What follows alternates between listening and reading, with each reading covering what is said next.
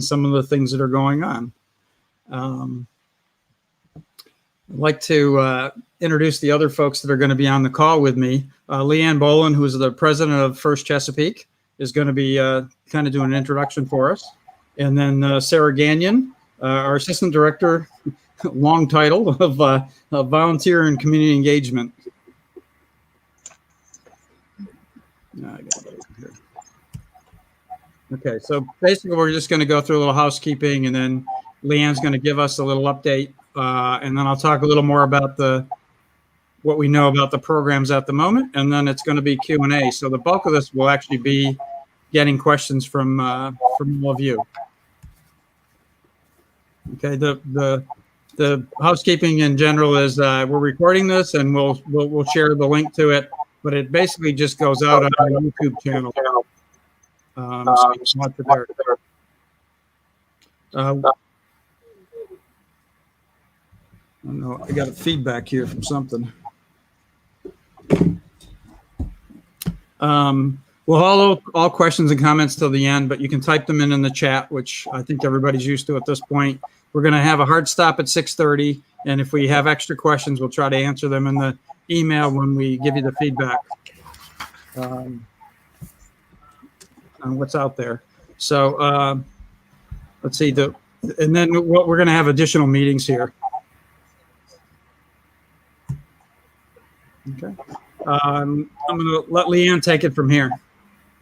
Okay, great. Thanks, Ron. Thanks to all of you for being here. I just wanted to give you all a quick update on where we are. I know that a communication came out from headquarters this past week, and it was kind of broad, and it did say that they were not looking to have in-person events, and especially for FRC, and a few other things. And so I just wanted to give everybody the opportunity to hear where we are with First Chesapeake and to ask questions. Because we are our own 501c3, we are our own charitable entity, we do have some autonomy. And so we can step away a little bit from some of these rather broad guidelines that headquarters has given us. So we are still working towards hybrid in-person events. Of course, always, I say it every time, but it's true. The safety of our teams and volunteers is first and foremost in our minds. And so we are not going to have an event if we find out that, positivity rates are skyrocketing or all of the schools are closed. But we are looking to have some sort of competition where we can still have that camaraderie and the joy of being a part of that whole FRC experience. So just want to let you know that we are working towards that. We are also going to hopefully have a list of dates and potential locations for you to look at the end of next week. We're still working on that, and Ron's going to tell you more about how the events are going to break out. I do want to remind you again that these are tough times for everybody. So as we go through this, you may see that we differ a little bit from what headquarters is doing, and sometimes the messaging might be a little counter to each other. But just understand that we're all just trying to do our best. So there really is no right way to do this for everybody. But we are all trying very hard and working very hard. So I really appreciate your patience and understanding in that. So that's just a real quick update on where we are. Again, Ron is going to give you a lot more details. So I'm going to turn it over to him now. Okay. Get back in that film. Okay, the kind of to bring you up to date if you haven't followed along with the First headquarters stuff, the emails and things they sent out. The fee is $2,000 if you're returning a veteran team, and $3,000 if you're a rookie. The fee. I'm getting a little bit of feedback here. I'm going to try and fix that if I can. It's let's see. Hopefully that'll work. All right, so that's $2,000 if you're a veteran team and $3,000 for rookies, and there's no refund policy on that because that just covers your kit and getting started. That fee covers all the awards and remote events only. So, and that, it's kind of like a skills challenge or some of the other new challenges they came up with that go in that. The thing about all of this is there is no path forward for qualification for Worlds. Worlds is kind of turning into a celebration thing. So that's I guess the big thing with that is it's whatever happens in here, however they pick teams to go to Worlds, we're not too sure what it is, or nor are they at this moment in time. They still left out there the possibility of having official, first 18 team single day events for an extra fee. No fee set on that of what that would be or anything else, and they won't be revisiting that until in January. The thing I will tell you is they are working hard on trying to get for that $2,000 fee, trying to make available a lot of chats out there. A lot of grants out there, so that teams will be very limited in what they have to pay. So some of the sponsors that sponsored awards and such may turn around and actually make that money available for grants for teams to be able to help you pay that $2,000 thing. Plus any of the 25 teams we have that didn't get any play last year or last season have the $1,000 in their account, or will have it once they start registration again. All right. So we're trying to work with First Headquarters so that we can do our own district plays. The whole thing with it is that I think, and a lot of you have probably followed along, other districts are kind of going through the same thing, is the districts have their own fields and things, and we're trying to have some kind of events like Leanne was saying, to kind of celebrate our teams out there and so you have something to do. The big thing on here is the event registration would be via our own systems. So it would work very similar to FTC, where you pay a certain amount of money to headquarters to register your team, and then you pay an event fee to the district. And in this case, not that any of these things are set, or, we're still negotiating a lot of these things with First and such, and thinking through them, but possibly we'd have a fee of $1,000, and that would give you your 2 events. So you could play 2 events for, basically $500 per event. And events would not count towards official first play, which I guess even the first ones wouldn't, even if they had them. And then kind of the other thing is that because of all these restrictions, we'll do a closed border, so we won't be letting teams come from Pennsylvania, New Jersey, and all the other places that a lot of times we see teams come down and play with us. And then the other one is you get a home area registration preference. One of the things we've talked about at other meetings is, we're trying to make sure that everybody gets to go to an event within 100 miles of their location. And so with that hybrid approach, it's, you compete in smaller one-day events. We limit the number of team members and mentors. And again, these things may vary slightly depending on what the current local guidance is, and CDC guidance. And then the majority of volunteers will be remote. We'll have some on site. The award ceremonies, we do all the award ceremonies remote after all the teams would compete. And I think, we went through some of these before. We're still looking at having the same 3 venues for FRC. So we'd have those 3 locations, and you would just attend multiple events at that same location. And those were some of the dates, and trying to nail down the exact locations of that is what we're kind of working through right now. But they would all be, and I think it's even on there, you could read through some of this, but they'd all be at commercial, they'd be in commercial venues, not in schools or that. We would rent them we would share the space with FTC and FRC, and we'd, rent them for the season.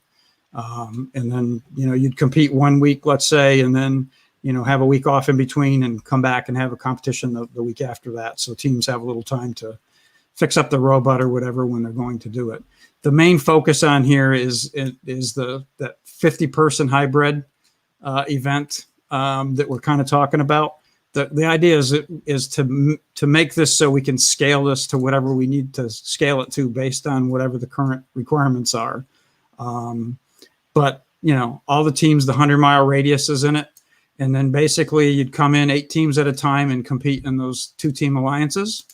So we do several cohorts to do that in order to get to the 40, right? So we'd have the 5 cohorts going through there. So the first 8 would come in, compete. And so it'd be all based on your qualification scores. There would be no playoffs, but we could do rankings and the whole thing based on that. And then, the next group come in, and so on. We go through that until you finish. From a safety perspective, I guess one of the things I wanted to point out is, one of the things that we have a safety plan, and we'll come out and share that with everybody also, but is that we want to do it so that when you're at an event, your team will have your pit area, and that's where everybody's going to be expected to stay unless they're competing. And it's just so we limit the contact between between teams. We figure that teams will all work together, so being in the same pit shouldn't be a problem, but your team interacting with another team. So it won't be like it normally is where you're going to wander the pits and do that kind of thing. So that's safety is our utmost concern, and, wearing masks and, washing your hands and all that stuff is all in that safety part of the policies.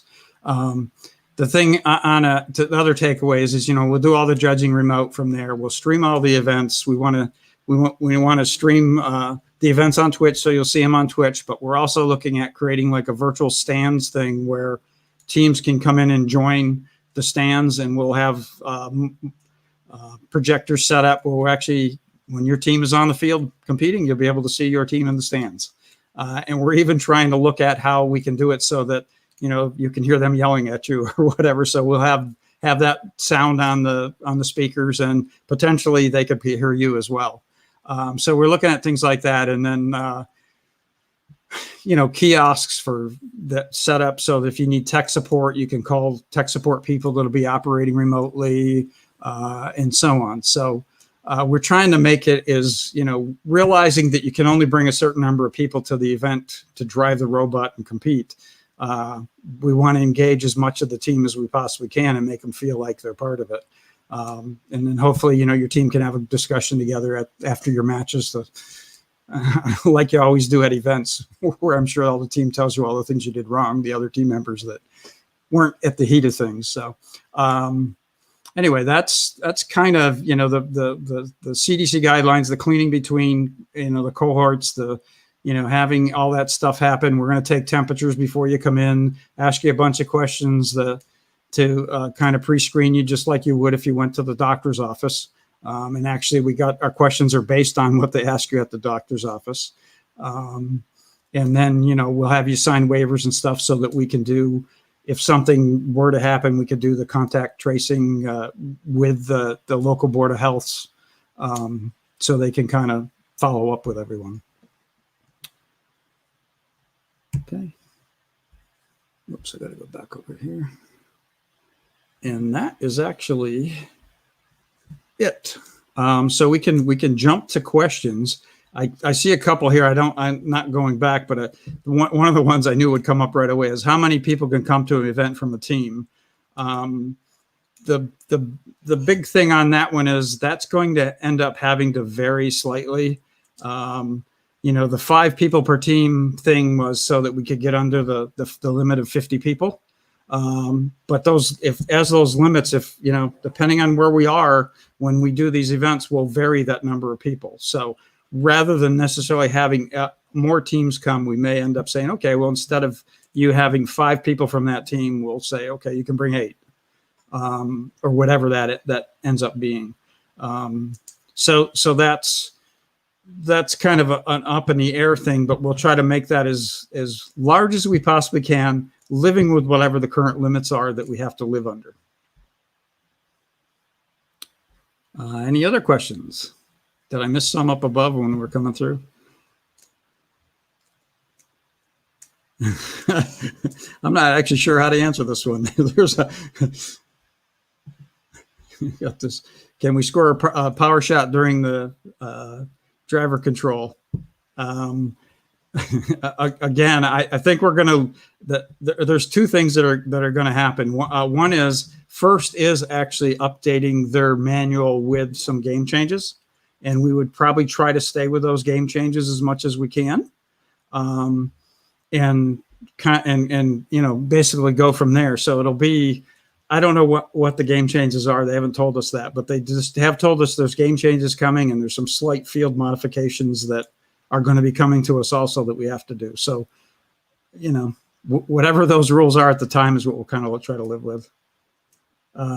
Okay, so somebody's asking about the FTC scrimmages in October. They're October 24th, and one of them is going to be in the Columbia, Maryland area, and the other one's going to be in the Richmond, Virginia area.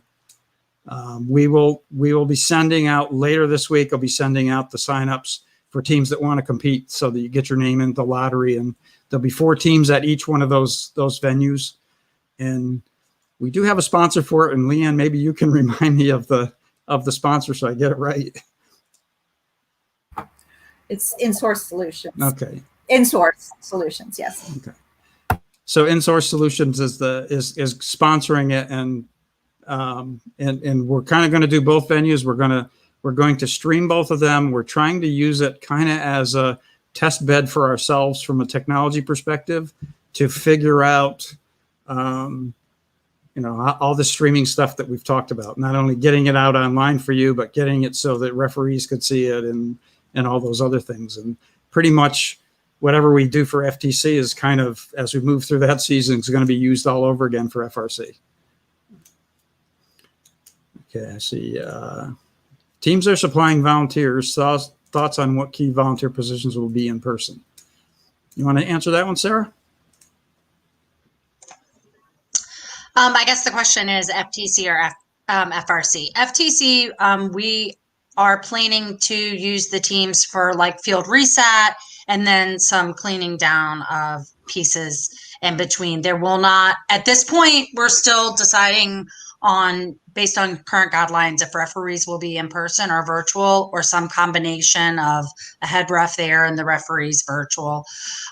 Judging, we know, will be remote for both FRC and FTC. FRC, we're still trying to, obviously our goal is to have a successful event with the fewest number of volunteers we can. And so that number is moving around a little bit as we try and figure out what do we, you know, how many FTAs, how many referees, what personnel do we need near the field, and how can we keep everybody safe? So we're trying to keep that below 10, around 10 for FRC. No, I think that pretty much covers it. I mean, I think you know, the only one that we aren't totally sure on is like for robot inspectors, we wouldn't have robot inspectors there, but we may want to have a lead robot inspector there, just to kind of keep an eye on the robots coming to and from the field, just to make sure everything is safe. But again, that's kind of to be determined, I guess, once we figure out all the roles, because we will obviously have a bunch of new roles, and that's kind of, you know, Sarah's been working on some of the new roles and what those people would be doing as well. And we'll share that as soon as we possibly can as well. What's the deadline for the first registration fee? That's kind of an up in the air thing. They tell us that the registration will open up next month, but you'll be able to pay as long as you want to pay, because in essence, you get the kit of parts. The kit of parts, when you pay, you'll get the first kit of parts, and it'll get actually shipped directly to you. So you could pay it right up to the time competition starts. So, you know, up to January, I would think. Just to keep in mind that some of this stuff that's in the kit of parts is going to disappear. Right, Ron. So there were incentives for signing up earlier, though, correct? Yeah, there are some incentives for signing up earlier, but I think they're still, you know, working on those and publishing those. Yeah, and I think the other part is, I think one of the biggest incentives to me would be is that if they come out with some of these grants are going to disappear. So your best bet is get out there, start applying for these grants the minute they announce them, and try to take advantage of them, because they claim that there should be enough of them that most teams will have to pay next to nothing for being able to compete this year, which would be fantastic, I think. Is there going to be a video submission required for remote events in First Chesapeake? I'm not sure what that question actually means. Video? Are we talking about, and whoever this Gymnast 544 is, are we talking about FTC or FRC?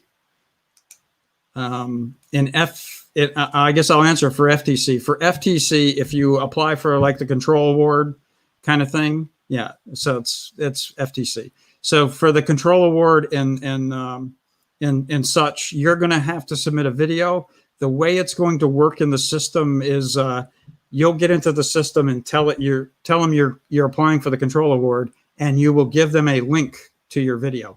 So you're not going to actually send them to your video. You're going to put it out on your own Dropbox or whatever and give them the link to it so they can watch it. That's what their current philosophy on it is. We were hoping that you actually submitted, when you submitted for the award, you submitted your video, but you don't have to. You just need to give them the link. For all the event streaming plus team chats in between, are you selecting venues based on Wi-Fi, 3G, 4G signal coverage and bandwidth?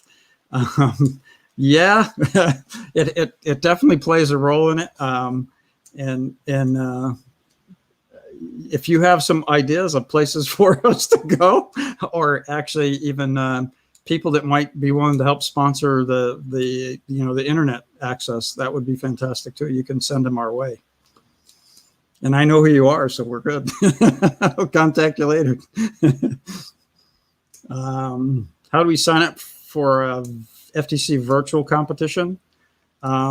Basically, we don't have any. I mean, all of our FTC events are going to be the hybrid events, so we're not actually doing the FTC totally remote setups. We are, and I will share this with you, because this is kind of an incentive for FTC teams to sign up earlier. Is in mid-October they're going to be coming out with the software they do the remote scoring applications in, and as a registered team, you'll be able to actually use that software to test yourselves and your robots against. So it's a good way to learn the rules, and it's a good way to tell how your robot actually works. So that will be available to all teams, however they operate. But from our purposes, for the FTC events, the judging is going to be 100% remote, but the events are going to be the in-person, small, hybrid style of events. And a lot of that's to get multiple teams there, so you can all kind of compete together, you can see other people's robots and things like that. So, we want to run an event as much as we can.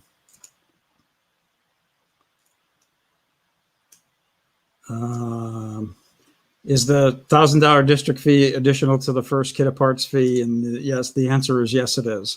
The first kit of parts fee is what you pay to first to keep them going, really, I think, as much as is possible in this pandemic. And the $1,000 is for us to put on a nice event for you, really.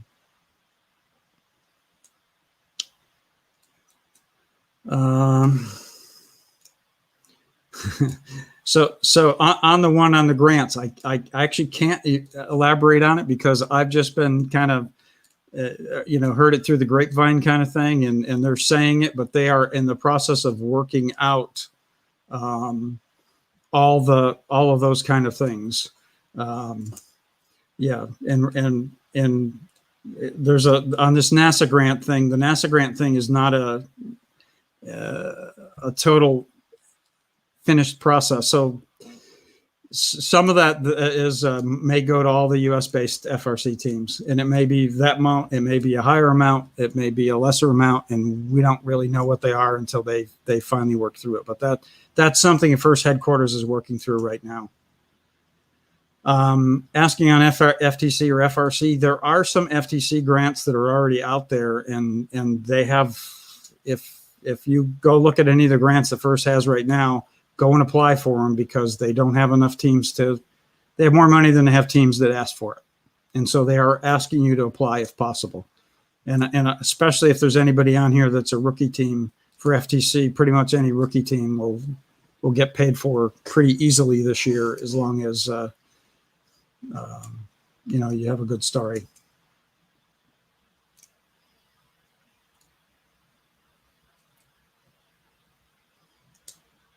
Okay, so got one down there. So yes, so competing in matches for FTC is only going to be in person, and that's again that will be you end up being in a venue that was within 100 miles of your location, and I exactly where you're from. I've been getting I get a lot of questions, especially from the more rural teams, about this. Are we going to have events that are and yes, we're trying to get our venues set up so that we have venues for everybody, whether you're remote or, if you look at the maps, you can see we've got the bulk of the teams are clustered around the major metropolitan areas, but we are looking to service everybody. So yes, we'll have events that are within 100 miles of your location. And I do realize that also when you're rural, 100-mile radius can turn into a lot of time just because you don't have an interstate right next to you like everybody does in the city areas. So, but if you are concerned about that, those are the things you should just contact me directly, and we can talk through them, so we can make sure that we can accommodate everybody.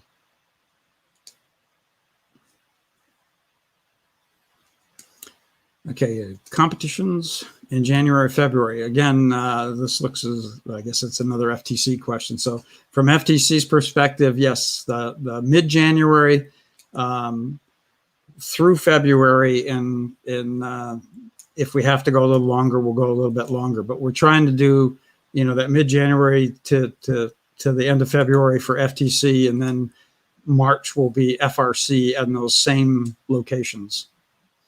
And even though the map isn't there, there's 3 locations for FRC that we've laid out, but there's actually 4 of them for FTC.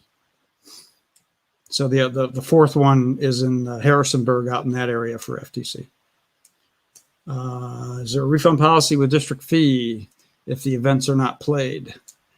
I guess at this point, I would say no. I'm not sure how much that would change. It really comes down to how much these venues are going to cost us. You have to understand, in order for us to do this, we're going to have to rent space. And the other one, the question that came up that about the Wi-Fi, the internet and all that, we're going to have to get that kind of stuff too. So at this point, I guess it's to be determined, but I would lean more towards the fact that it's not going to happen. Ron, I can speak a little bit more to that. So there is a refund policy for FTC, and so we will discuss if there will be a refund policy for FRC, and we can let the teams know probably pretty quickly, since we're pinning down some of the locations next week. I should be able to let you know. Yep.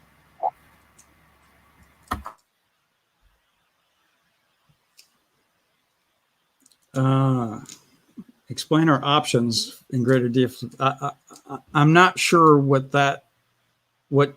exactly what you're talking about on that. The options for FRC. I mean, it's basically you pay the $2,000 of first headquarters, and you get the options that they've laid out, which is the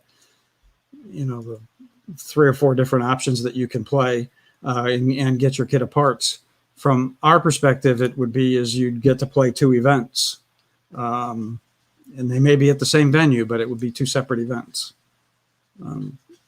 If you want to elaborate on that question more, or the other option, I guess, would be is just contact me tomorrow, and we can talk more about exactly what your more details of that question are. How will elimination matches work for FTC? So FTC and FRC, they're kind of the same. You're basically going through the equivalent of qualification matches.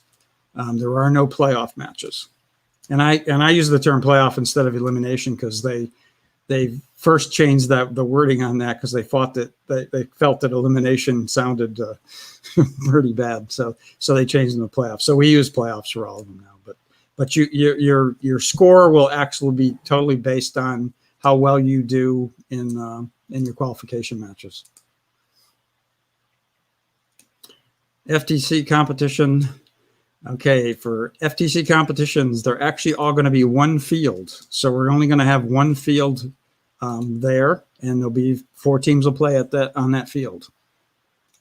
Okay, so you'll have a 2-team alliance. And one of the things that, from a safety perspective, we've even talked about, we're going to build shields that go in between the different teams so that, we limit your exposure there as well.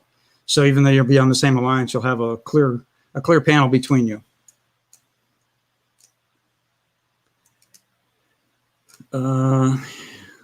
First window to reconsider, yes. So this whole thing with first headquarters in the window, and if they decide in January to do events or not, that's still out there. That's still something that we'll deal with when that would ever come around. But I will tell you that they've even talked about even if first decides to have events, that the events would still work the same way through us. So if we did the thing where we actually charge the fee for it and the whole thing, it would all work exactly the same way. You'd register through us, and then we just make them as real events.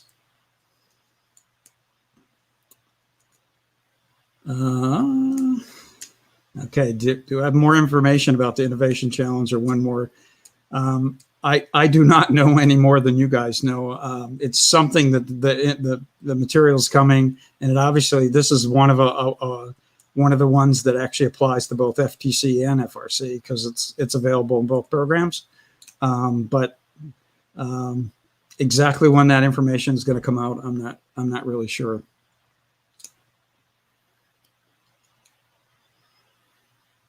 Yeah, does the 5 include the 2 team mentors? Yes, it does.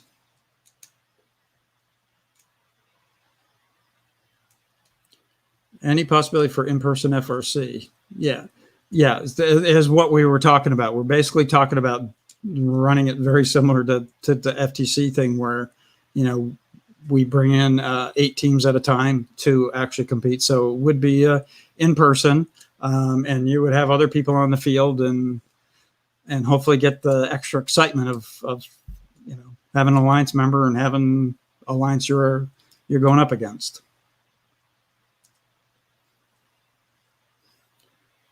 How does FTC expect teams to create a portfolio upgrade? Any examples? And what about the engineering notebooks? So engineering notebooks definitely will not be uploaded at all. The how you create the portfolio is something that we've actually talked about trying to have get some of our judges working on this, so that we have like a Chesapeake chat where we can actually talk to you, about how do you pull the highlights out of it.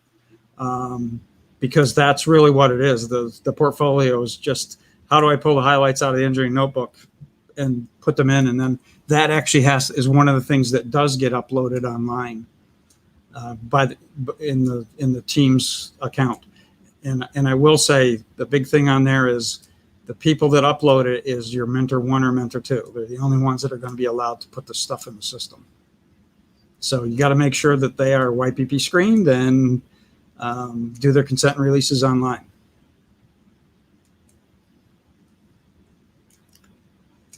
Okay, so when will the fees be due for headquarters and districts? So I guess that at the moment, that's a totally unknown. Again, I think Leanne pointed out that headquarters is going to have a few little carrots out there for the sooner you do it, you'll get some extra stuff. But as far as the district fees and all that, we are still kind of negotiating with headquarters on how that's all going to happen and what we're going to be doing. So hopefully we'll have that out to you, in the next month.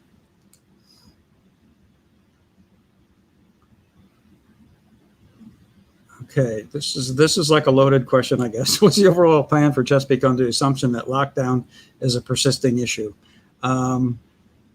I mean, I guess like anything else, just like the rest of you, we have to be flexible and kind of move up and down the scale as these things actually occur. You know, like with the schools going back and forth and so on, I think it's just something that's going to happen, and we're just going to have to deal with and figure out how to get through the season that way. And unfortunately, until there's a vaccine or whatever, I'm not sure that any of us could predict too far out there. But again, we're trying to do this so that we can do, we can scale these events so that we can do something to have some kind of celebration for the students.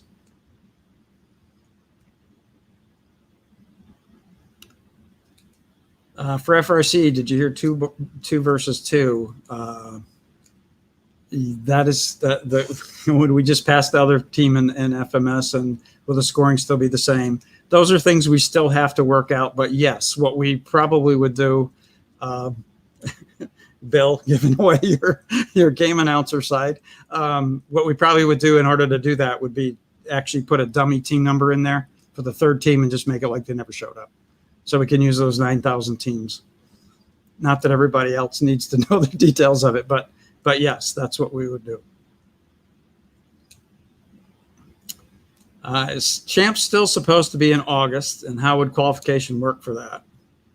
And I'm going to let Leanne take part of this, but I will say that, keep in mind, for these other events, no matter how the rest of the season works out, we will keep, as you go through the competitions, we will keep rankings and things like that, so we can actually compare. Everybody likes to know where they stand as far as their scores and all that stuff, and ranking points and all that. We will do all that stuff regardless of what we do. And Leanne, I don't know if you want to take the rest of that question. Well, I mean, it's my understanding. Yes, Champs is still is still planned for August. Champs in Detroit. And what we've heard from headquarters is that they just aren't sure what this is going to look like. Again, the scoring is not going to be the same. I'm not quite sure how they're going to do that. So it's still going to be something for right now, but we don't know any more than you do as far as how you qualify for it. I wish I had a better answer.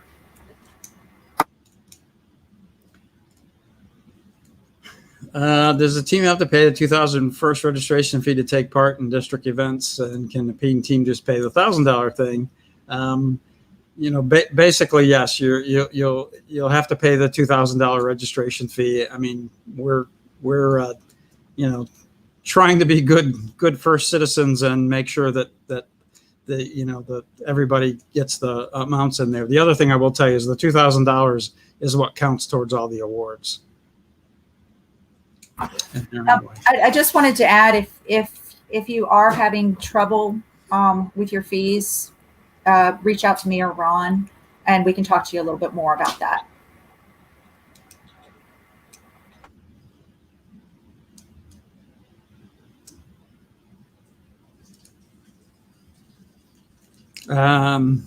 This is a hard question to ask too. What would a scale back event look like? I mean, I think that, the chart that I had up there on the 50 person event, I mean, that is what we think it would look like. If we were able to go to a 100 person event, it would just be scaled up from there. So it's very hard to tell exactly what it would look like. I will say one of the things from a safety perspective, one of the things we're also going to do is, for like in pits, normally in the pit spaces, we're just going to mark off your spot on the floor, and you basically stay in that spot, and we're not going to provide tables or chairs or anything else in there. Anything that comes in that pit you bring with you, and all that needs is expected to go home with you, just to prevent the cleaning side of things. But beyond that, I'm not totally sure what your question really is. I mean, we don't have playoffs. We do the qualification matches. Your overall score is based on the qualifying matches, and that really is no different than how the first 100% remote events work. They do the kind of the scoring that same way, or the rankings that way. There is no finalist or winner award. And just to add, we want to make this as exciting as possible, as much like the events as possible. Of course, we can't have any public at these events right now, but we are going to have game announcers. We are going to have an awards ceremony after the multi-days. So you compete one day, but it's like 3 days of the event, correct, Ron? Yeah. We will have a remote awards ceremony as well, so people will get a shout out. And there'll be opportunities for speakers, things like that. So it's not just watching a live feed. There will be other parts that you will be seeing as well that you would have seen in a regular competition. Yep. Okay, so for some school-based teams, they're being told they can't sign up for events or put money out yet, and I understand that, and I think hopefully things will change so that you'll be able to do that. But we're going to be as flexible as we possibly can to work with you. If you can't sign up now, and 2 months from now it all opens up and now you can, we're going to work with you on doing that kind of stuff because we want to see you around. If you can't play and you have to resume next year, your team number and all that stuff will stay active. Basically, First agrees that you can keep your number for 3 years regardless of whether you play or not. Can the portfolio be linked to the injury notebook for judges to get more details? And the answer is no, it cannot, because it's in a separate system. So there's a brand new, this remote hub thing that you probably have heard about that they publish. It's actually something that it doesn't have anything necessarily to do with remotes because it's going to be around for forever. It's a new event management thing, and you submit only certain things through that you can submit, and that's all you can put in there. So the whole goal in there is so that the problem I think they've kind of figured out is some people's engineering notebooks are so big, you have so much stuff to go through, so much to look at in there that the judges weren't looking at all the stuff. So the idea is you cut it down yourself to put it in the portfolio, and in that portfolio you pull out the highlights, and then they only have to look at those, whatever it is. I think it's 15 pages that you're allowed to submit for that. So.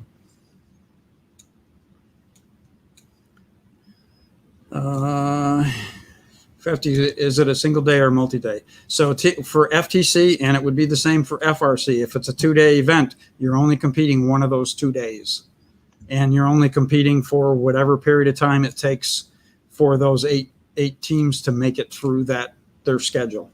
So if you come in and you do six for FTC, if you come in and you do 6 matches, when the 6 matches are done, then you're set to go home. The thing that I think we need to add to that is that part of your event also is the judging side. And so we've kind of talked about it, and it's not set in stone yet, but I guess everybody's kind of leaning that way. So working with your JAs basically on this, but it's, if you compete on a Saturday, you'll actually do your interviews, your judge interviews on Sunday. If you compete, on a Sunday, you do them on Saturday, kind of thing. So the thing we wanted to take into account is, especially with the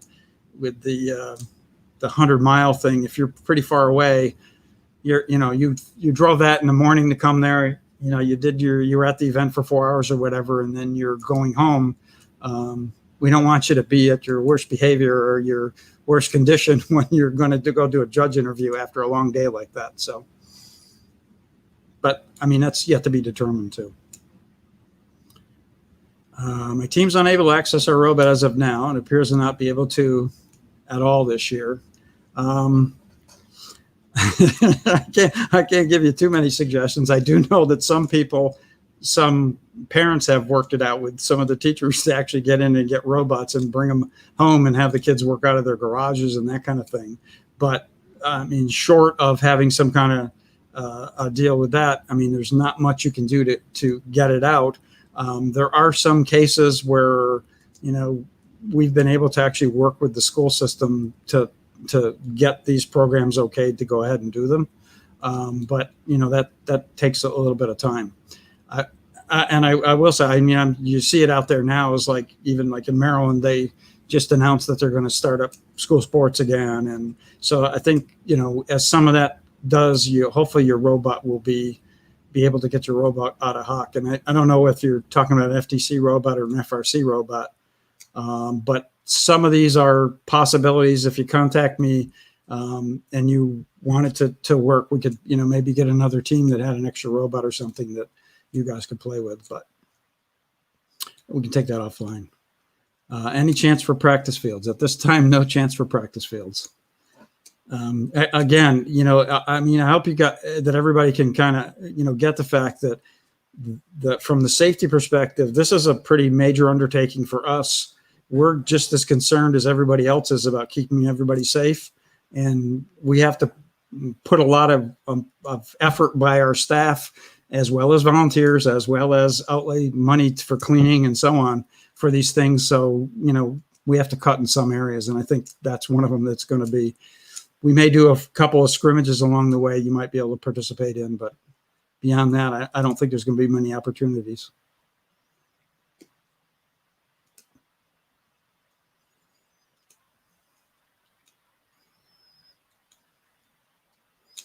Yeah, is the info in the game manuals? It's in the game manuals. And actually, the thing to, from a judging perspective, because we're doing the remote one, is read the instructions for remote items for the judging piece of it, because you'll submit everything online. This pit's going to be spaced out more from each other. The answer is yes. You'll get a 6x6 pit, and we're going to put 10 feet in between them, just to make sure that, we can get you guys at least stay 6 feet apart. And, so it'll be, you're not supposed to go over and I know it's going to be hard because everybody's like, well, I don't have that wrench. Can I borrow it from you? The answer is no, you can't borrow it from anybody else. So you're not going to be sharing tools and that kind of thing. So it's going to be hard to help from afar, but that's kind of what we're going to have to do.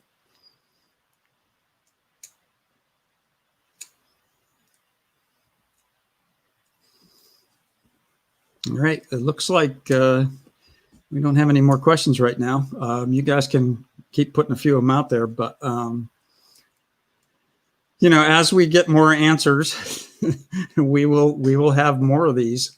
And as I guess we can see now, we've got a lot of FTC and FRC folks on these calls. So for future ones, we'll probably end up just combining them anyway, but they may be focused more towards one program than the other. But as you can see, there's an awful lot of overlap between these two programs, and especially this year where we're trying to run them very similarly if possible. Do you know when we'll receive the FTC game changes? No, I don't. They don't tell us much more than they tell you guys. Usually we find out like the day they're going to send them out. They tell us in the morning stuff is coming out, and we're kind of in the dark.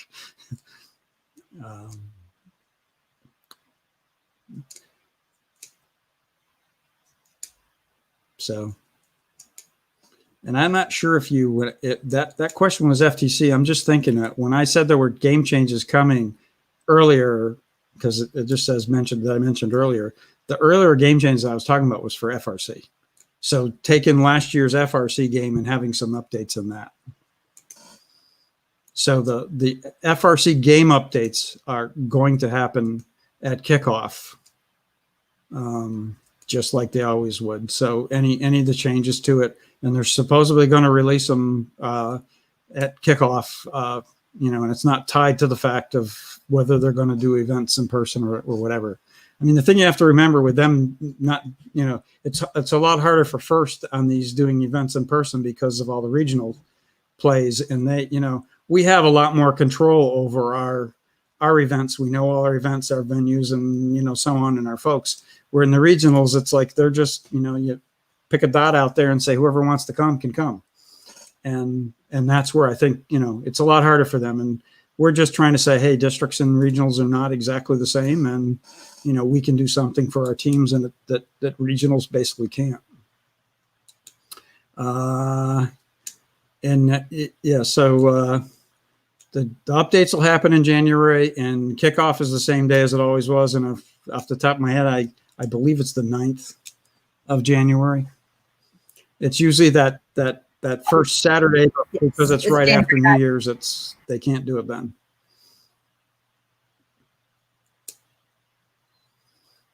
And I would assume that also some of the other awards and things that they have, they'll probably come out with a few other things that the do at home kind of things.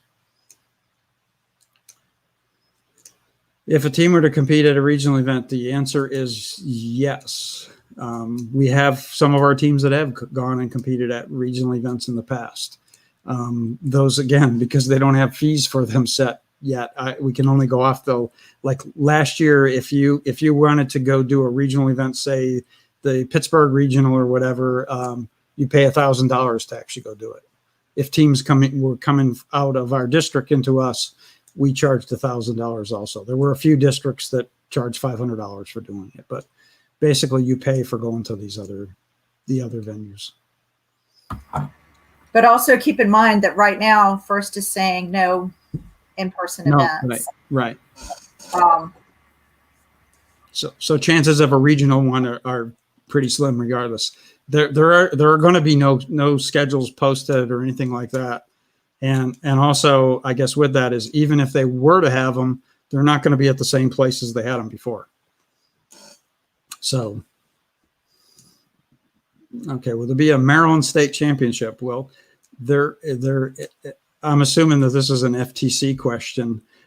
At the moment, we're actually planning on having a district championship, we're going to call it, because it's all 3 states together in a championship.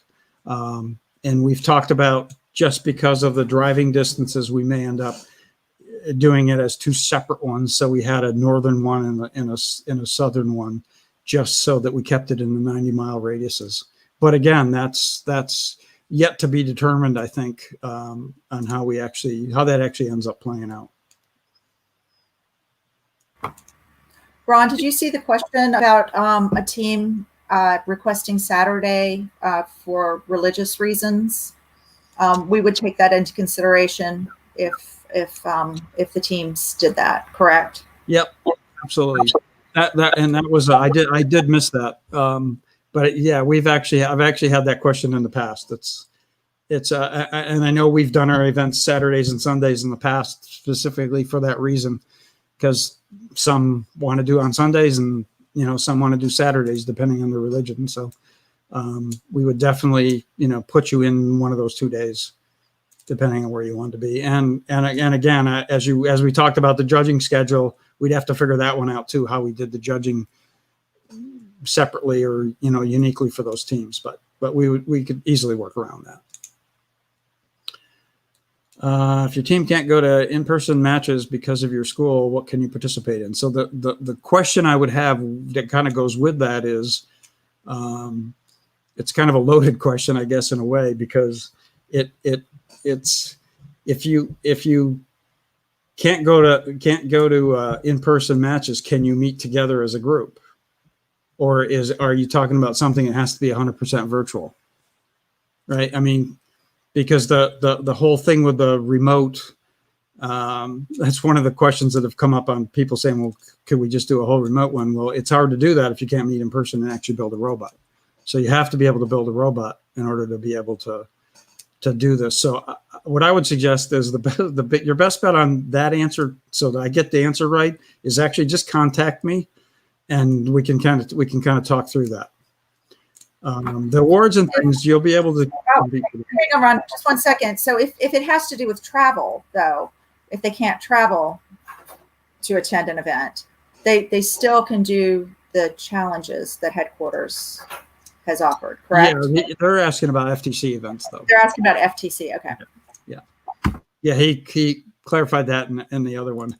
I remember his username from FTC questions in the past. Okay, so they can meet, but they can't do field trips. Again, I guess that's one that when we get closer to the season, that's something that we should talk about. That may change for your school. I mean, and I'll put it again on the sports level. A lot of the places for sports, they're allowing teams to meet for practice, but not for competitions. And so if things go well and people behave themselves and follow safe practices, I think the other parts will open up. But we've got a long time between now and in January that we have to kind of worry about with that, and hopefully things will get better by then. But again, we don't really know.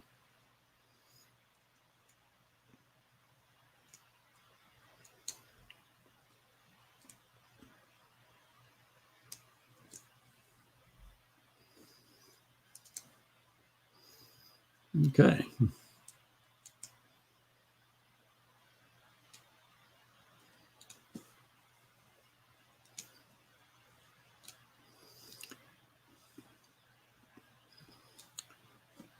I don't know how many. Hopefully the teams are actually interested in coming to these events and doing these events.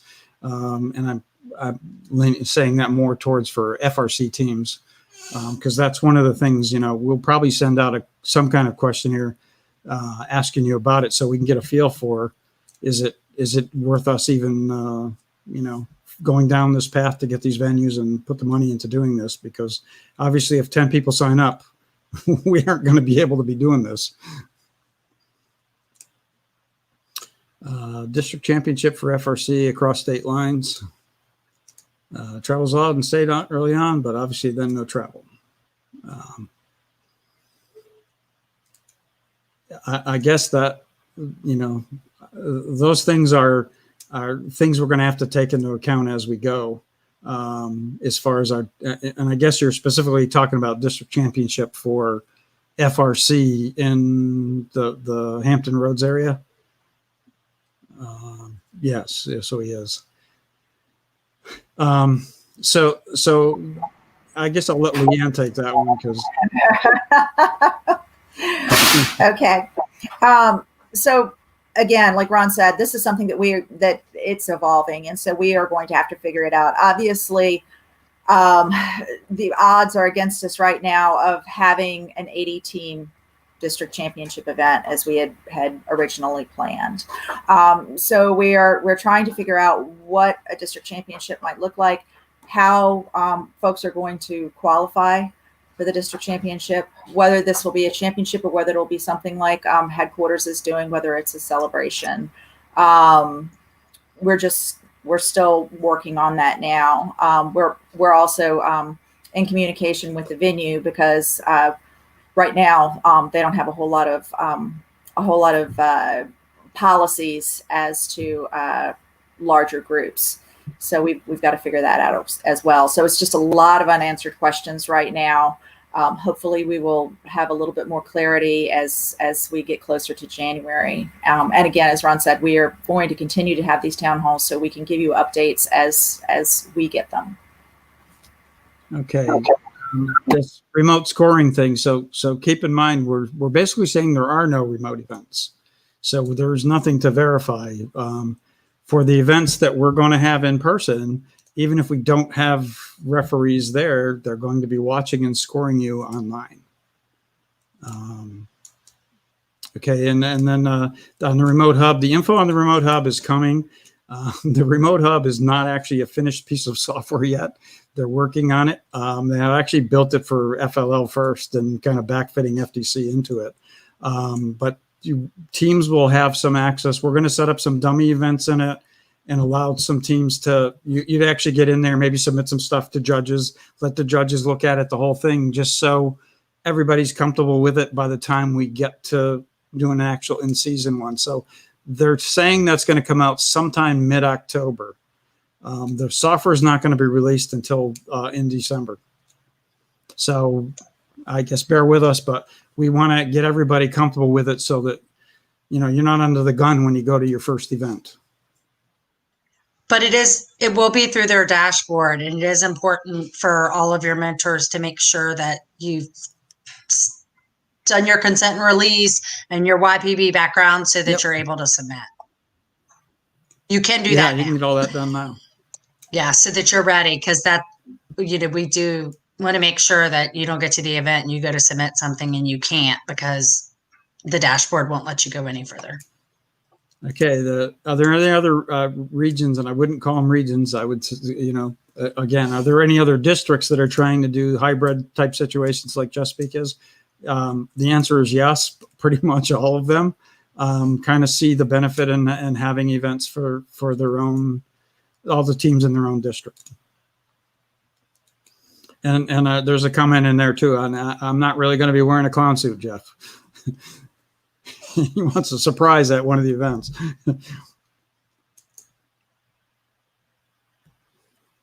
Yep. So I think pretty much all the other districts are trying to do something.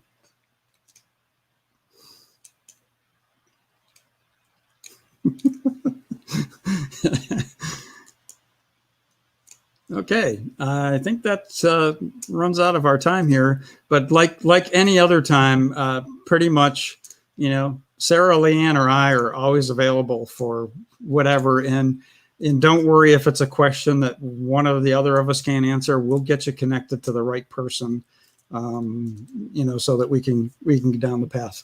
And like I say, we'll have another one of these pretty soon when we know a little bit more information. But we wanted to keep everybody kind of up to date on what's going on and what we're thinking of to try and help everybody out. So thank you and good night.